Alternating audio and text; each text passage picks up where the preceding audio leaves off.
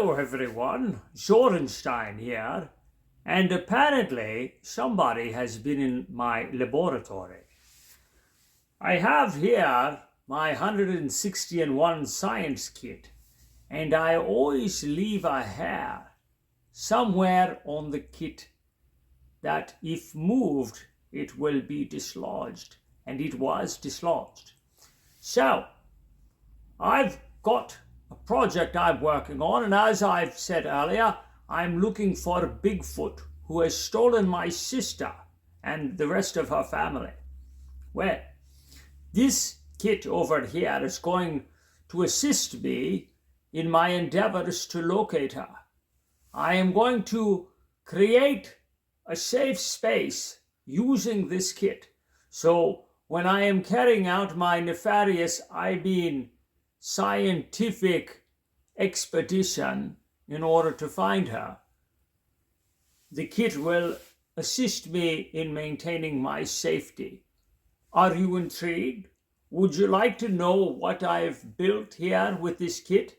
Fortunately, the person that broke in here didn't know what I'd created, and they left it alone. I don't seem to see any of the wires out of place. I'm going to show you what I've built. What I've built is a perimeter alarm. So anyone entering the circle, the alarm will go off and alert me as to their presence, be it Bigfoot or anyone else that is spying on Zorenstein. Let me show you what I've built here. All right, so what you have here is the kit doing its job, making my job easier. Now, back in 1982, when this kit was published, it came with a book. Came with a book of a lot of experiments. There's all kinds of alarms, light receiving or light alarm, light controlled blinker. It has logic circuits, micro powered solar cell, oscillator with speaker,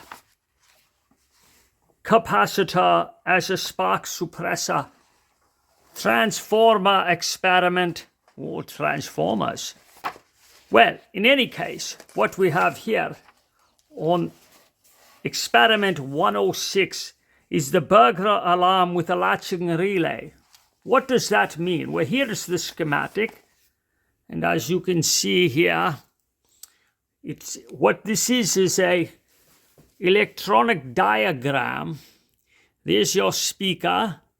These are the symbols for transistors, and this here is a switch. It's a latch switch. These little squiggly sharp lines here, those are resistors. We have capacitors. These are capacitors. And this here is a transformer.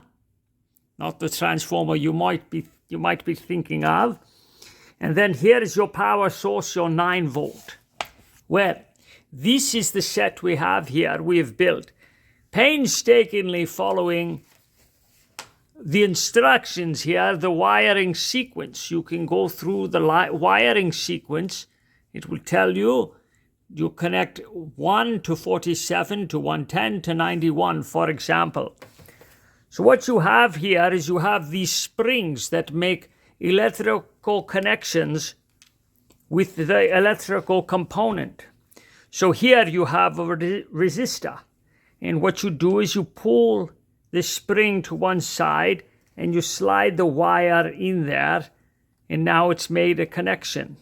You do likewise throughout the entire kit, and then when you are done, you presume everything will work perfectly.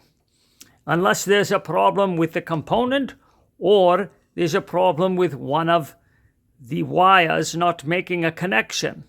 And I can tell you in this case, because it's very old, there's a bit of some corrosion on the positive on this side of the 9 volt, and oftentimes corrosion is found on the positive side. that's a pretty negative thing to have happen, because then it doesn't make a connection. But using an orange cleaner, the acidity of the orange cleans off the corrosion, we can make a good connection. Now, this is all built, and I'm going to show you how it operates forthwith. Now, turn the switch on here, and you hear nothing. That is exactly what you should hear, because right now, nothing has been tripped. You see, this is your trip wire, all right? So you can run a long trip wire around the perimeter, and then if the trip wire is hit and the connection is broken, what you want is a delicate connection that is easily broken by perhaps a foot or perhaps a leg or a body, wherever you set the wire. And once that connection is broken, it should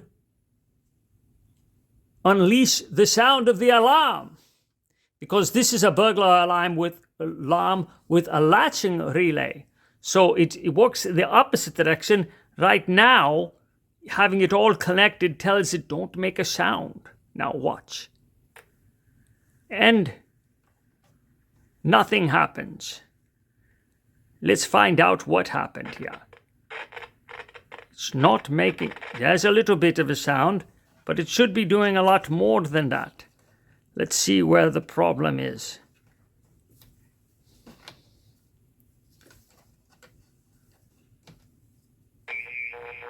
There we go. There we go. So the connection was broken. Now if we try to connect it, it does not shut off. Once the latch is broken, once the tripwire is tripped, the perpetrator can no longer put it back together and stop it. Thus you are alerted to their presence. You have control over the switch. Let's get that to work again. On. For some reason, this one is not. Interesting. Don't know what's happening there. I'm going to have to see. All right, here we are. We're going to test our tripwire again. There seems to be some sort of loose connection.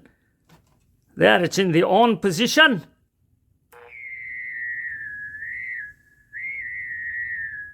And a rather sad example of the noise. Very interesting what has happened. There we go. All right, so it's taking a bit of time to alert us.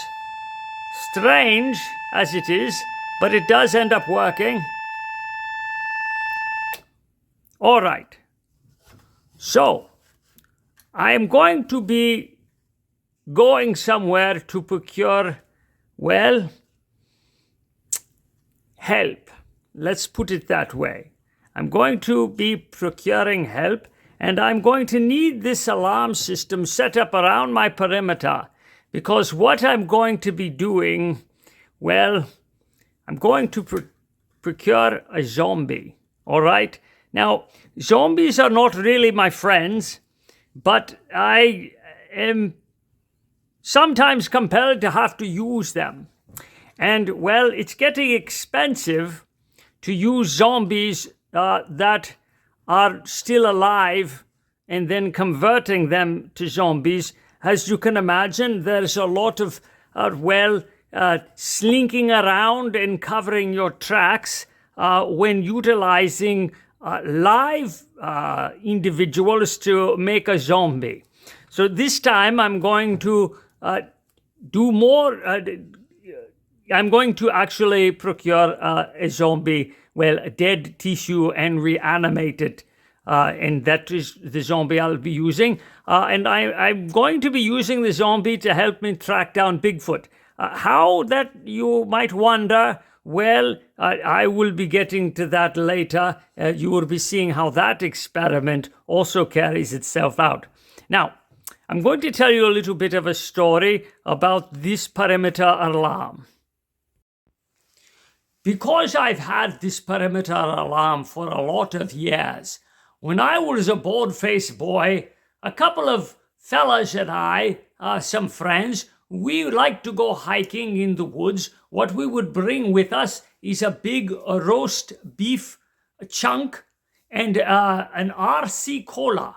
We like to bring a 3-liter RC Cola with us, and we would bring sleeping bags and sleep out in the woods. And we would sharpen sticks and cut this roast with our machetes and Rambo knives, and then we would take the meat and we'd put it on the stick and cook it over the fire. Well, young Zornstein had the brilliant idea to run a perimeter alarm around where we were sleeping, because you see, this is not an official campsite. That was just not cool enough for young Zornstein. He wouldn't want to go to a real campsite. He would have to make his own, because he believed the world actually belonged to no one, and it belonged to everyone. So, as we were there one night with our perimeter alarm set, we felt safe. But then suddenly, we heard a voice. It was saying, "Who?" And we were all listening. Who's out there? Someone is playing a gag on us. And they were saying, "Who? Who?" And we're wondering, who could this be that's playing a gag on us out here at night? Well, me and my friends, we sat back to back, armed with our Rambo knives and machetes. And we knew we had our perimeter alarm, so if they got too close, we would be ready for them. Those scallywags and rapscallions.